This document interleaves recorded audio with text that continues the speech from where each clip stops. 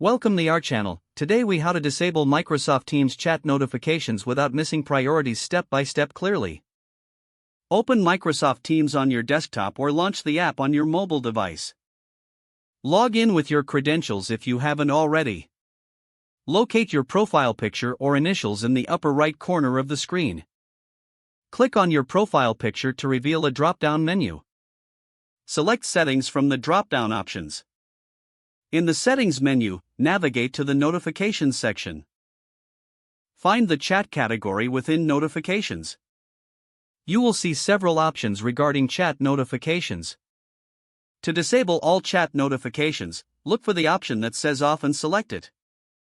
If you prefer a more customized approach, consider the other options.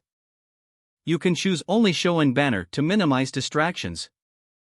Alternatively, select Mute for specific chats you find less urgent. To maintain visibility of priority messages, keep notifications enabled for important contacts or channels. Return to the main Teams screen. To ensure you don't miss critical chats, periodically check your chat list manually. For added organization, consider pinning important chats to the top of your chat list. Make any additional adjustments in the Notifications section as needed. Close the Settings menu once you're satisfied with your preferences. Remember to periodically review your notification settings to ensure they align with your current workload. Now, you can focus on your tasks without constant interruptions.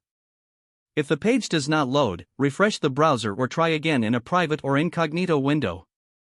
Make sure you are using the correct email address, then retype it carefully to avoid small typos.